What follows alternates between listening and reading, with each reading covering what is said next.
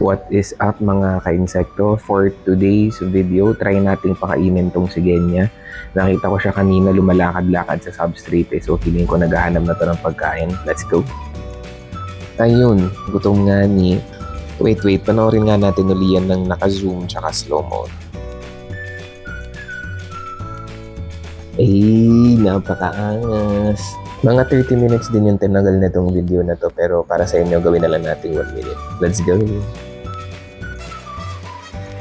Aba naman, nagtutwork pa habang kumakain. Eh, sorry. Nagbi-video lang. Kain ka lang dyan. Aba, very good ah. Humarap pa sa camera.